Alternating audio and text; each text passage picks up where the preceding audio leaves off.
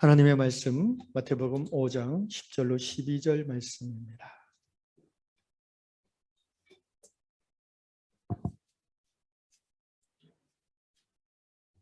제가 한 절, 여러분이 한 절 교독하겠습니다. 의를 위하여 박해를 받은 자는 복이 있나니 천국이 그들의 것임이라. 나로 말미암아 너희를 욕하고 박해하고 거짓으로 너희를 거슬러 모든 악한 말을 할 때에는 너희에게 복이 있나니. 다 같이 기뻐하고 즐거워하라. 하늘에서 너희의 상이 큼이라. 너희 전에 있던 선지자들도 이같이 박해하였느니라. 아멘. 8월 첫 주부터 시작해서 오늘까지 9번째 성경적 복에 대한 말씀을 전하고 있습니다. 구약 성경에서 말하는 복의 핵심은 하나님과의 좋은 관계로부터 비롯되어지는 우리에게 주어지는 좋은 것들이라고 말씀을 나눴습니다. 바라크라는 말을 기억하실 것입니다. 창세기 1장에 하나님께서 인간을 처음 형상대로 지으신 후에 첫 번째 하신 행동이 그들에게 복을 주시오 이렇게 기록하고 있고요. 그 복이 바로 바라크라는 단어를 썼습니다. 이름하여 오리지널 블레싱, 원복입니다. 죄로 말미암아 잃어버렸으나 예수 믿고 구원 얻어 죄사함 받아 다시 그 복을 회복한 사람들이 바로 저 여러분 하나님의 자녀들이 됩니다. 따라합시다. 우리는 원복을 회복받은 사람들이다. 회복받았기에 이 땅에 사는 동안 누리시기를 주의 이름으로 축원합니다. 또 히브리어로 복을 의미하는 아슈레라는 단어 시편 1편을 통해 설명드렸습니다. 오직 여호와의 율법을 하나님의 말씀을 즐거워하며 그 말씀을 주야로 묵상하는 자, 이것이 복의 본질이죠. 하나님을 경외하고 하나님을 사랑하기에 그분의 말씀을 사모하고 그 말씀을 주야로 묵상하는, 억지로 하는 게 아니라 너무 그것이 좋아서 바쁜 중에도 시간을 내서 그 자체가 복된 삶, 성경이 말하는 복의 본질인 것입니다. 그리고 신약 성경에서 예수님께서 그 성경이 말하는, 구약성이 말하는 복의 본질을 좀 더 심화 확장해서 이제 결론적으로 얘기해 주신 것이 바로 팔복입니다. 마태복음 5, 6, 7장에 나오는 예수님이 말씀하신 기독교의 최고 윤리라고 할 수 있는 산상수훈의 그 서두에 예수님은 복이 있도다라고 선언하시면서 8가지 복 있는 사람의 삶을 표현해 주셨습니다. 오늘은 그 8번째 마지막 복이 있도다. 의를 위하여 박해를 받는 사람들아. 이 말씀을 여러분과 함께 나누고자 합니다. 말씀만 액면 그대로 보면 하나도 복으로 느껴지지 않는 것이 팔복의 특징입니다. 누차 말씀드렸죠. 하나님과의 깊은 사귐 속에 곧 예수 제자들에게 주시는 복의 선언이라고 했습니다. 마태복음 5장 1절 예수께서 무리를 보시고 산에 올라가 앉으시니 제자들이 나온지라 했어요. 예수님의 관심은 무리에 있지 않아요. 예수님의 주 관심은 예수님께 가까이 나오는 제자들이 있어요. 하나님을 경외하고 말씀을 사모하여 조금 더 예수님 가까이 살고자 하는 갈망을 가진 사람들에게 예수님은 이 복을 선언하셨습니다. 좀 과장되게 말하면 무리들은 듣고 깨달아도 좋고 아니어도 말고입니다. 그러나 예수를 가까이 따르고자 하는 사람들에게는 정말 이 말씀을 너희가 듣고 깨닫고 그렇게 살기를 원하여서 주께서 주시는 말씀이 바로 팔복입니다. 오늘 이 마지막 복에 대한 말씀을 여러분이 들은 후에 여러분의 삶이 팔복의 삶이 될 수 있기를 주의 이름으로 축원합니다. 의를 위하여 박해를 받는 자가 복이 있다. 박해라는 것은 말 그대로 불이익을 당하고 모욕을 당하고 손해를 입고 심지어 고문을 당하고 심지어 죽음에 이르는 것이 박해입니다. 생각해 보면 여러분 복음서를 읽어보시면 이제 수요일날 요한복음을 계속해서 묵상하시면서 깨달은 분이 있겠지만 예수님은 이 땅에 사람으로 오셔서 33년 중에 3년의 공생애를 사셨는데 공생애 내내 박해를 받으셨어요. 그렇지 않습니까? 누구로부터? 그 시대의 유대 종교 권력자들로부터. 백성들로부터는 환호를 받았으나 뭔가 하나님을 안다고 하는 지식이 있는 바리새인들, 권력을 가진 사두개인들, 제사장들에게는 박해를 받았어요. 그리고 마침내 그들의 농간으로 로마의 권력에 의해서 십자가에 처형당했어요. 예수님은 처음부터 박해를 당했어요. 그리고 이렇게 말씀하셨어요. 나를 박해했기 때문에 너희도 박해를 받을 거다. 여러분, 예수 믿는다는 것은요, 손해보는 것이 전제되는 것임을 우리가 알아야 됩니다. 오늘 이 시대에 잘못된 복음 중에 하나가 바로 싸구려 복음 중에 하나가 이 예수 십자가를 얘기하지 않고 복을 얘기하는 거짓된 복음입니다. 죽음이 없이는 부활은 절대로 일어나지 않습니다. 할렐루야. 처음부터 예수 믿는 것은 손해를 보는 것입니다. 여러분, 예수 처음 믿을 때 생각해 보십시오. 집에서 박해받은 분 있지 않습니까? 아버지한테 맞고 어머니한테 성경을 찢김을 당하고 그런 분들의 간증들이 꽤 있습니다. 직장에서 왕따 당하고 예수를 믿으면 뭔가 더 유복하고 행복하고 좋을 것 같은데 제대로 믿으면 손해를 보게 돼 있어요. 그런 관점에서 우리 세속화된 복의 개념을 다시 한번 내려놓고 오늘 이 말씀을 액면 그대로 우리가 받아들일 수 있기를 주 이름으로 축원합니다. 의를 위하여 박해를 받은 자는 복이 있다. 왜 예수님 시대부터 초대교회 때부터 기독교인은 박해를 받아야 됐을까? 좀 더 세련된 표현으로 얘기하면요. 그 시대를 거슬러 사는 자들이기 때문에 박해를 받는 거예요. 로마 시대, 로마가 다스리던 그 시대 초대교회, 예수님 이 땅에 오시는 부터 주 300년경까지, 주 4세기까지 초대교회가 박해를 받았어요. 박해를 받았던 핵심적인 이유는 무엇인지 아십니까? 황제 숭배에 대한 거절 때문이었어요. 로마는 대체적으로 점령지에 관대한 정책을 폈어요. 점령지의 문화와 종교를 존중해 줬어요. 그리고 어느 정도 자치를 허락했어요. 그게 로마가 식민지를 넓게 확장하고 제국을 운영하는 지혜였습니다. 그래서 새로운 종교에 대해서도 로마는 관대했어요. 왜냐하면 그 당시 종교라 일컬어지는 것들이 몇만 개가 됐어요. 수만 개의 신이 있었어요. 로마 사람들이 믿는 신만도 수백 개가 됐어요.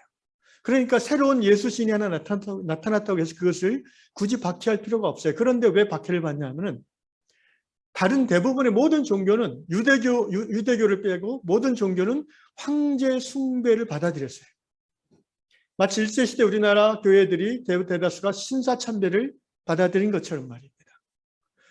황제 숭배를 받아들이고 그리고는 자기 종교 생활을 마음껏 하게 했어요.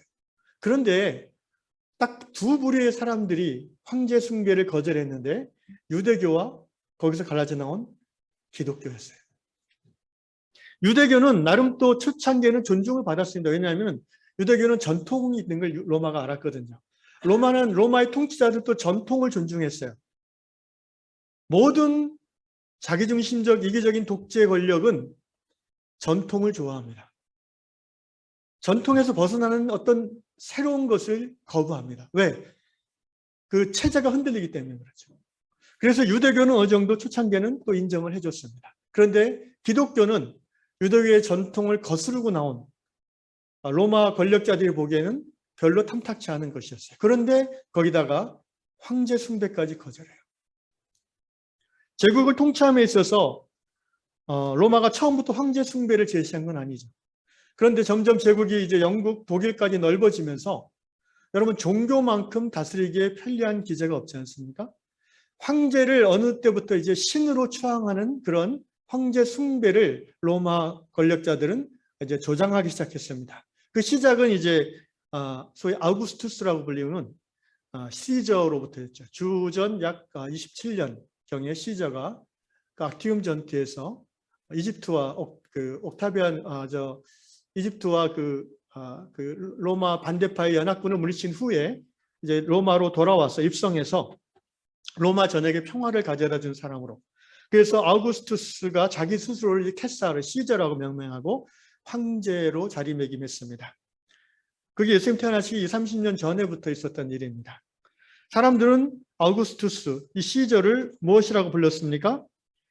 사람들은 시저를 평화의 왕이라 불렀습니다. 사람들은 시저를 하나님의 아들이라고 불렀습니다. 사람들은 로마의 황제를 주님이라고 불렀습니다. 여러분, 익숙한 말 아닙니까? 어디서 많이 듣던 말 아니에요? 예수님이 태어나셨습니다. 그러한 황제 숭배의 분위기 속에서 이제 크리스찬들은 예수님을 평화의 왕이라고 부릅니다. 예수님을 하나님의 아들이라고 부릅니다. 예수님을 우리의 주님이라고 부릅니다. 그리스도인들이 예수를 우리 주라고 부를 때에는 어떤 고백이 그 안에 있습니까? 로마 황제는 우리의 주가 될 수 없다는 것입니다. 그리스도인들이 예수를 평화의 왕이라고 부르기 시작할 때는 어떤 내용이 있습니까? 시저가 평화의 왕이 아니다. 권력과 군사력으로 강제해서 현상 유지하는 소위 팍스 로마나가 참된 평화가 아닌 것을 예수의 제자들은 깨달았던 것이죠. 오직 예수 그리스도를 통해서 우리에게 드러나는 하나님 나라만이 진정한 평화의 나라인 것을 초대교회는 고백하였습니다. 그 외에도 형제 자매를 하면서 지하에 모여서 음란한 행위를 즐긴다든지 어린아이를 잡아서 내 살을 먹고 내 피를 먹는다는 그 고백을 오해해서 식욕을 한다든지 인육을 먹는 이런 자잘한 오해들이 있었으나 핵심, 기독교가 초대교회 때부터 박해받았던 핵심 이유는 그 시대의 주류 권력, 주된 풍조, 그 시대의 모든 사람들이 황제를 숭배하고 황제를 주로 고백하고 왕으로 고백하는데 유달리 예수를 믿는 자들만 그것을 거부한다는 이 사실이 권력의 비위를 건드린 것이죠. AD 110년경 비두니아 본토의 총독 폴리니우스는 이 사람이 그리스도인인지 아닌지를 가려내는 3중 테스트를 고안했다고 합니다. 붙잡아가지고 이제 신고가 들어오면 붙잡거든요. 그래서 테스트하는데 3가지 테스트를 해요. 첫째, 나를 따라 로마의 여러 신들을 한두 개를 제시해 놓고 간단한 그 기도를 신을 향해서 하게 합니다. 따라하면은 예수 믿는 거 아니에요. 두 번째, 신들에게 유향과, 우리 교회 이름 유향인데, 유향과 포도주를 제물로 바치게 해요. 해서 바치면은 그리스도인이 아니라고 생각했어요. 세 번째, 그리스도의 이름으로 저주하게 해요. 성경 말씀을 거꾸로 하자는 거죠. 요 셋 중에 하나라도 거부하면 이놈은 예수쟁이야 라고 확신했다고 합니다. 본격적인 박해는 네로 황제 주후 64년경이죠. 로마에서부터 시작되었습니다. 그 발단이 된 사건은 이제 로마가 그 당시 전체가 14구역으로 나눠져서 분리되었는데 그중에 10구역이 전소되는 대화재가 일어났어요. 이 민심이 흉흉해지자 황제 네로는 희생양을 찾던 중에 그 10구역 중에 안탄 4구역, 그 중에 4구역 중에 2구역에 그리스도인들이 밀집해 살았거든요. 그래서 그리스도인들이 방화했다라고 거짓 소문을 내게 했어요. 그로부터 기독교인 대학살이 시작되었습니다. 많은 기독교인들이 이때 처참하게 죽었어요. 히브리서 11장 36절에 이런 표현이 있습니다. 믿음장이라고 하는 36절에 히브리서 11장 또 어떤 이들은 조롱과 채찍질 뿐 아니라 결박과 옥에 갇히는 시련도 받았으며 돌로 치는 것과 톱으로 켜는 것과 시험과 칼로 죽임을 당하고 양과 염소의 가죽을 입고 유리하며 궁핍과 환난의 학대를 받았으니 그들이 광야와 산과 동굴과 토굴에 유리하였느니라. 여기서 양과 염소의 가죽을 입고라는 말이 뭔지 잘 모르시죠? 원형 경기장에 사람들을 모아놓고 염소 냄새 나는 가죽을 입힌 다음에 굶주린 사자를 풀어놓는 그 피가 난무하고 뼈가 부서지는 그 흉악한 장면을 보면서 로마 시민들은 열광하는 거예요. 시민들의 불만을 스포츠로 돌리는 것은 로마 때부터 있어왔던 독재자들의 민심 회유 방법인 것을 우리는 알아야 됩니다. 그래서 히브리서는 그렇게 기록한 거예요. 톱으로 펴는 것, 칼로 죽임을 당하고 양과 염소의 가죽을 입고 유리하며 도망 다니는 거죠. 당연히 도망 다니니까 어떻게 돼요? 궁핍하죠. 환난과 학대를 받고 도시에 살지 못하고 산과 동굴과 토굴에 살게 됐어요. 왜 이렇게 살게 됐나요? 예수를 믿기 때문에. 사랑하는 형제자매 여러분, 디모데후서 3장 12절 말씀에 따라합시다. 무릇 그리스도 예수 안에서 경건하게 살고자 하는 자는 핍박을 받으리라. 여러분, 그리스도 예수 안에서 경건하게 살기를 원하십니까? 아멘은 안 하네요. 겁먹지 마시고. 경건하게 살기 원하십니까? 핍박을 받으시겠군요. 제가 이 말씀을 묵상하면서 마음에 큰 부담이 있었습니다. 나는 예수를 위하여 핍박을 받는 자인가? 오늘 마태복음 5장 10절 이하에 보면 의를 위하여 박해를 받은 자가 복이 있다. 천국이 그들의 것입니다. 의를 위하여 박해를 받는다는 게 무엇인가? 예수님이 직접 설명하셨어요. 11절 나로 말미암아 예수로 말미암아 세상 사람들이 너희를 욕하고 박해하고 거짓말치고 너희를 거슬러 모든 악한 말 저주죠. 이런 말을 할 때에는 너희에게 복이 있다. 나는 예수로 인하여 모욕을 받고 저주를 받은 적이 있는가? 박해를 받은 적이 있는가? 제가 이렇게 제 자신의 삶을 돌아보게 됐어요. 별로 생각이 안 나요. 예수 믿고 예수 때문에 뺨 맞은 적이 있나? 주먹으로 얻어맞은 적이 있나? 그런 적이 한 번도 없었어요. 생각나는 거는 복 받은 것만 생각나요. 8살 때 죽었던 저를 하나님이 은혜로 살려내시고 지금의 천사 같은 아내를 만나게 하시고 아들, 딸 주시고 저 원래 8살 때 끝내야 될 인생인데 58살까지 50년을 더 살게 하시고 또 유양교회 같은 아름다운 교회로 연결해 주시고 하나님을 경외하는 여러분과 함께 하나님 나라 꿈을 꾸게 하시는 받은 바 은혜밖에 생각이 안 납니다. 그래서 제가 마음이 무거워졌습니다. 나는 진정한 신앙인이 못 되나 보다. 그래서 기도했습니다. 그러다니까 기도하다 보니까 조금 생각이 나는 게 있어요. 손해본 것들이. 아주 조금 옛날에 손해본 게. 처음 회사 다니면서 그만두고 신학교 간다고 했을 때 우리 어머니가 박해했던. 근데 뭐 그 정도로 박해를 할 수 없죠. 그냥 미친놈 소리 듣고 끝나는 거죠. 또 옛날에 청년들 전도를 시키느라고 이제 올림픽 공원이나 이런 데 가서 이제 전도할 때 그 이상한 눈치, 이상한 놈 보는 그 이상한 이거 기억하시죠? 경험 있으시죠? 그것도 없으세요? 그때 막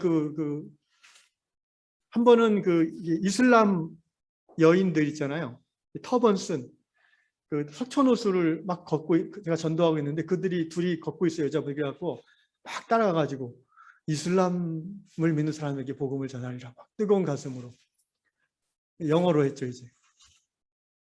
근데 싸나운 분들은 아닌데 착한 분들이에요. 근데 그 얼굴 표정이 뭐라고 써있는지 딱 보여요. 제발 나를 가만 내둬. 이런 표정이에요. 그래가지고 그냥 덜 괴롭히고자 하는 마음으로 짧게 1분 동안만 복음을 영어로 전하고 이제 도망쳤던 적도 있고요. 캄보디아나 태국에서 캠퍼스에서 청년들과 복음을 전하면서 캄보디아에서는 이제 분위기가 좀 험악해지는 적이 있었지. 그때가 이제 1999년이었는데 푸놈펜에서 시내 가는 공항이 막 이렇게 막 내전의 여파로 아직도 회복이 안 된 그때 이제 아침에 청년들하고 복음을 전하다가 선교사님이 눈치가 이상하니까 도망가자고 해서 도망간 적도 있고 2000년대 초에 이제 조중 접경 지역에서 지하교회에서 조선족 지하교회에서 이제 부흥회를 인도하다가 공안이 들어온다고 그래서 택시 타고 도망간 적도 있고요. 하여튼 그런 하나님의 은혜로 이제 잡혀서 모욕을 당하지는 않았는데 겨우 그 정도예요. 뭔가 이제 의를 위하여 박해를 받았다라고 하기에는 참 창피하죠. 왜 나는 이렇게 예수 믿는 목사로서 이렇게밖에 못 살았지?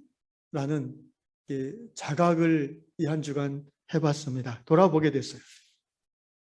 분명 성경의 여러 곳에서 예수를 제대로 믿으면 손해를 보고 박해를 받는다고 그랬는데, 여러분 오늘 제가 전하고자 하는 핵심이 이거예요.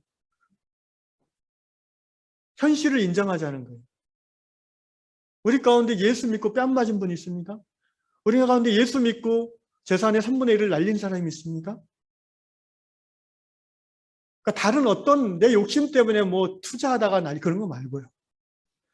순전하게 하나님 나라와 복음을 위하여, 예수를 위하여 손해를 엄청나게 본 사람이 있냐는 거예요. 우리가 제대로 예수 믿는 사람이고 제대로 예수 믿는 교회가 되길 원하는데 어떻게 목사를 포함해서 한 사람도 없다는 거예요. 우리는 여기서 심각한 도전을 받아야 된다고 저는 생각합니다. 왜 그런지를 우리가 좀 깨달아야 돼요. 어떤 분이 이렇게 얘기합니다. 그것은 이제 초대교회나 박해를 받은 거지. 중세 시대부터 어떻게 교회가 박해를 받았냐. 그리고 오늘 이 21세기 자유민주주의 시대에 대부분의 나라들이 무슨 박해가 있겠느냐. 그러면 성경의 말씀 우리가 심각하게 재고해 봐야 돼요. 이 성경의 말씀은 오고 오는 영원한 세대의 진리가 아니라 그 시대에만 해당되는 진리인가? 여러분 그렇습니까? 안 그렇잖아요. 아멘? 하나님의 말씀은 오고 오는 모든 세대에 우리의 신앙과 삶의 유일한 기준이 되는 줄로 믿습니다. 성경 외에 다른 기준은 없습니다. 그럼 성경 말씀이, 예수님 말씀이, 사도 바울의 경고가 틀린 것인가? 그렇잖아요. 우리가 잘 듣지 않고 또는 들어도 안 들으려고 해서 그렇지, 오늘 21세기 우리 시대에도 예수의 이름으로 말미암아 고난받는 사람들이 얼마나 많은지 몰라요. 가장 많은 순교자가 일어났던 시대는요, 주후 1, 2, 3세기가 아니라 19세기, 20세기였어요. 러시아 공산당이 1917년 집권하면서 수백만 명이 차용당하고 신앙의 이유로 시베리아 수용소로 끌려가고, 김일성이 정권을 잡은 북한이 지금도 예수를 믿는다는 이유로 수천 수만 명이 죽임을 당하고 있습니다. 잠깐 우리가 영상을 통해서 오늘 우리 시대에 칼로 죽임을 당하고 강제 수용소에 당해서 학대를 당하고 도망다니며 조롱을 받고 고문을 당하는 그런 박해의 현장을 우리가 좀 살펴보기를 원합니다. 그래서 우리는 두 가지를 오늘 기도하고 싶은데요. 하나는 박해를 받는 우리 동시대의 형제자매들을 위한 기도고요. 또 한 가지는요, 왜 우리는 박해를 받지 않고 있을까? 예수를 믿는 신앙으로 인하여 손해보고 박해받게 하소서 라는 기도를 해야 되겠습니다. 왜 우리가 박해받지 않는지에 대해서는 비디오를 본 후에 또 한 5분 정도 나누겠습니다. 보여주십시오.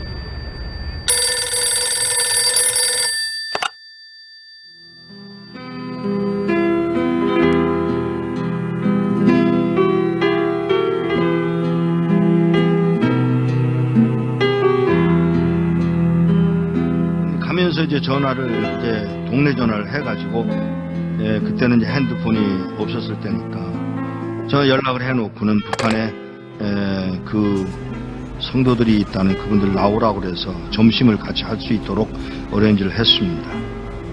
도착을 했습니다. 그리고 4명의 어른들이 나왔습니다. 제일 나이 많은 분이 79, 그냥 4명의 늙은이들이 나온 거예요. 제가 처음 질문이 뭐였느냐면 왜 나오시려고 그러세요? 요 말 한마디를 하는데 뜻밖의 그 노인이 찬송 한번 듣고 부르고 싶어서 더 이야기할 게 없어서 알겠습니다. 제가 도와드리겠습니다. 언제 나오시겠어요? 그랬더니 빠를수록 좋소. 몇 명이나 되세요? 65명이에요. 어른들이란 아니야. 애도 있어. 우리 손녀도 있어. 정보가 들어왔는데 우리 모두 잡혀서 수용소로 끌려간다나 봐. 알겠다고. 제가 도와드리죠. 제가 도와드리겠습니다. 그랬더니 이분이 잠깐만. 네? 잠깐만. 내가 나가서 하나님께 직접 물어보고 결정하면 안 돼? 그러세요. 기도를 막을 수는 없으니까. 그러세요. 뚜벅뚜벅 걸어 나가신 분이 한 10분 만에 돌아오시는데 땅을 질질 끌고 들어오시더라고요.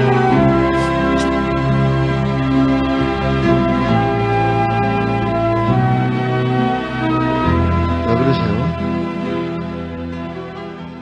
음성이 벌써 달라지셨어요.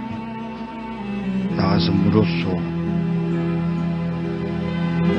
하나님, 저 미국에서 온 이목사라는 사람이 우리 도와주겠다고 왔는데 따라갈까요? 그랬더니 하시는 말씀. 내가 능력이 없어서 너희들을 북한 땅에 남겨둔 줄 아냐? 그러니까 이 노인이 그 말을 듣고 우리가 그럼 매 맞는 것도 하나님 뜻이에요? 물론이지. 아니 하나님 우리 굶는 것도 하나님 뜻이에요? 물론이지. 우리 잡혀서 수용소로 끌려간다고 해서 그러는 거 아니에요 하나님? 몰라서 묻냐? 이 말 한마디야.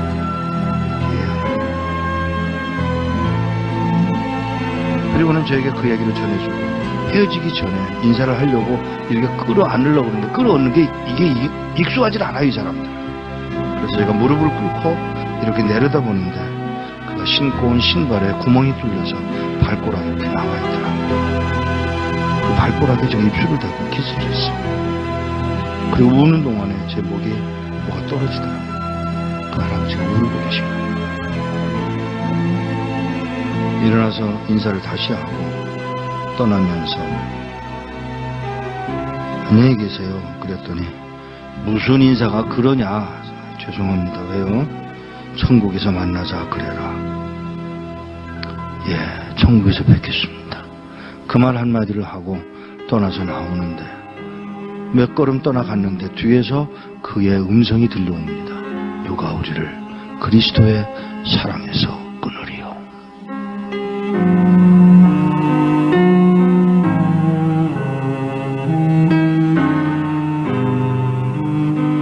몇 년 후에 그곳을 다시 갔다가 저를 태워줬던 택시 운전수를 또 만났는데 그 운전수더러 나를 기억하겠어? 그러고 물어요. 그래서 잘 그랬더니 그때 몇 년 전에 와서 그 노인네들 만나지 않았어? 아 예. 그 말을 하면서 운전수가 눈물을 흘리고 울고 있었습니다. 끌려가서 6명의 젊은이가 안 끌려가겠다고 덤비다가 6명은 매맞아서 머리통이 깨서 죽고 쉬운 9명 4, 5년 동안에 수용소 가서 병들고 굶고 매맞아서 죽었답니다. 한 명도 안 남고. 이런 믿음을 지킨 사람들, 찬송 한번 마음 놓고 불러보고 싶다던 그 사람들을 우리는 과연 어떻게 해드려야 되는 것입니까? 우리는 뭘 할 수 있을까?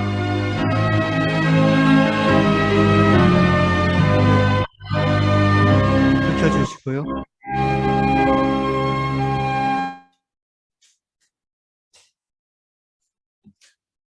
오늘날 세계 여러 지역, 특별히 이슬람 지역과 또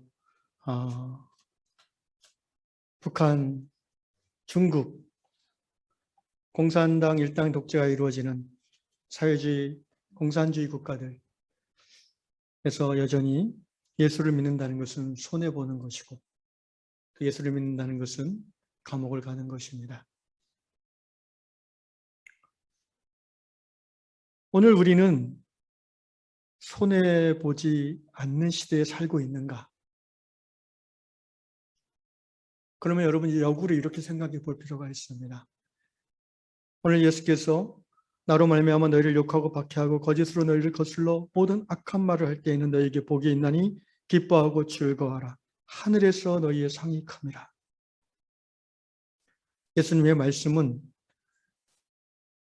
액면 그대로 우리가 믿으면 우리는 하늘에서 복이 별로 없다는 것입니다.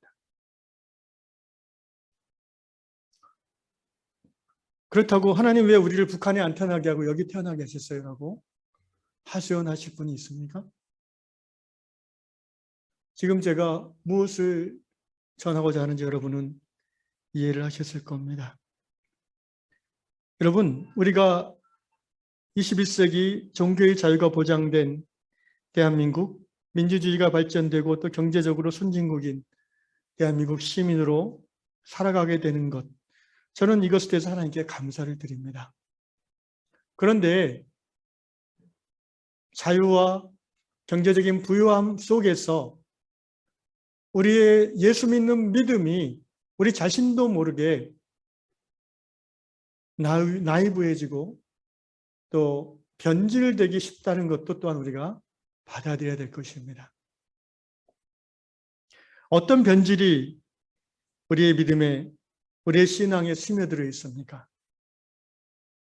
한마디로 하면 하나님과 우상을 겸하여 섬기는 혼합주의입니다.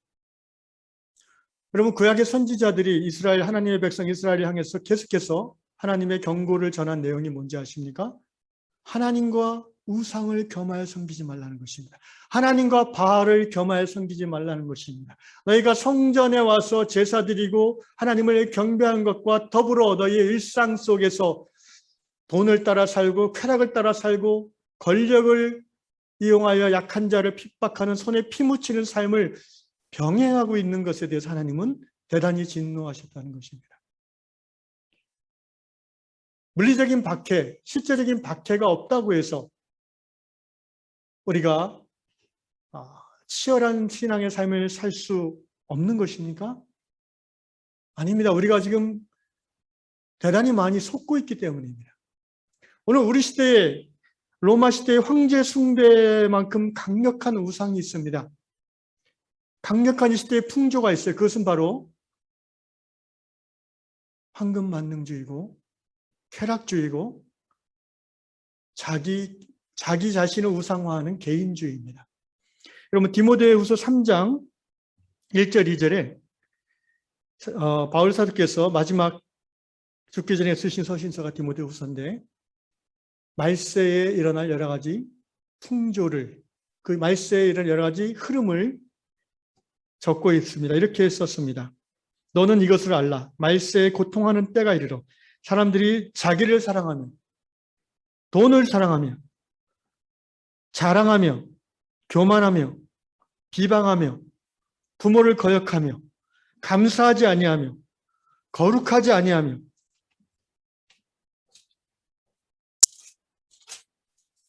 계속해서 읽겠습니다. 디모데후서 3장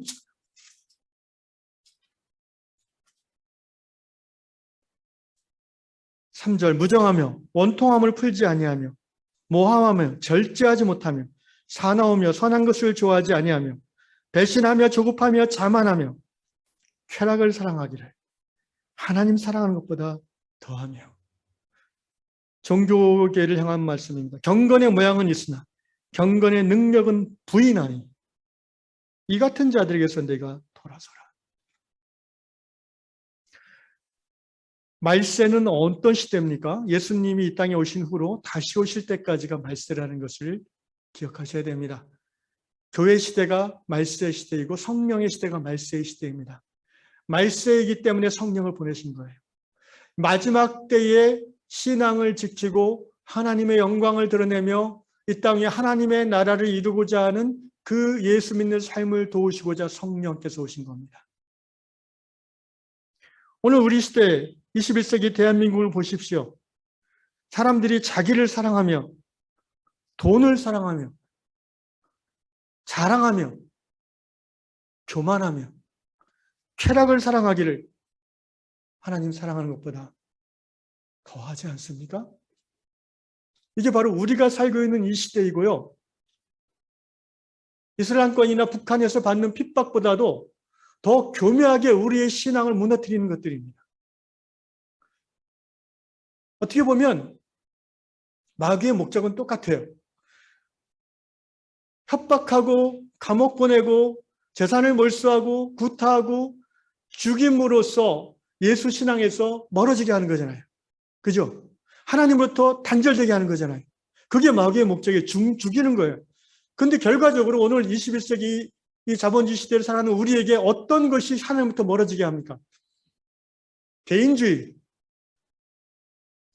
자기를 사랑하고 돈을 사랑하는 만모니즘, 쾌락주의. 인생은 즐거워야 돼. 내 행복은 소중한 것이야. 여러분, 이 시대에 이런 가르침들이 우리가 무방비로 받아들이고 있지 않습니까? 텔레비전과 인터넷을 통해서 말입니다. 그 결과는 무엇입니까? 하나님부터 우리 가까워집니까? 하나님께? 아니면 하나님부터 멀어집니까?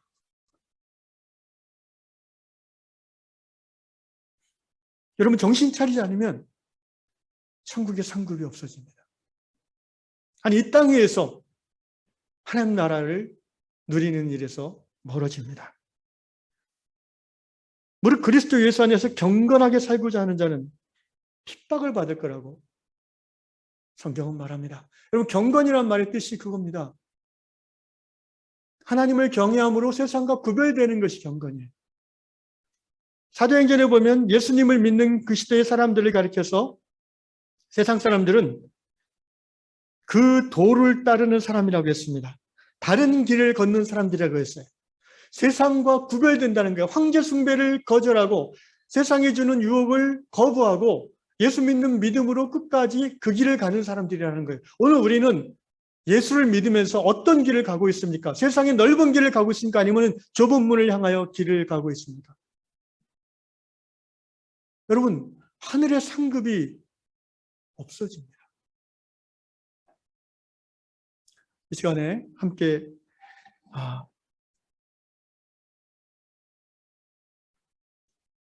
시간이 없어서 더 말씀을 전하지는 않겠습니다.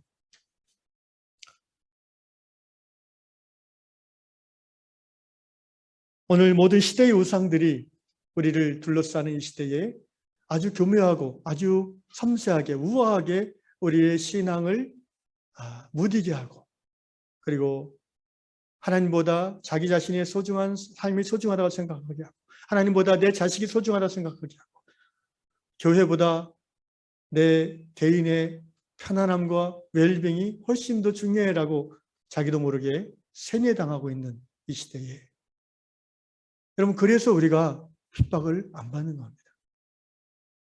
그렇게 안 사니까요. 저를 포함해서 이 자리에 우리 모두가 이 아침에 하나님 앞에 이 부분을 회개하기 원합니다. 예수가 나의 주, 나의 왕임을 고백하는 것이 예배당에서 드리는 입술의 고백만이 아니라 일터 현장과 가정과 아이들 양육하고 이사가고 하는 모든 일상 속에서, 여행을 다니고 맛있는 것을 먹는 그 경제활동 속에서 말입니다. 예수가 나의 주, 나의 왕인 것을 우리가 어떻게든 실천하려고 몸부림치지 않으면 우리는 자꾸 이 팔복의 마지막 8번째 복에서 멀어질 수밖에 없습니다.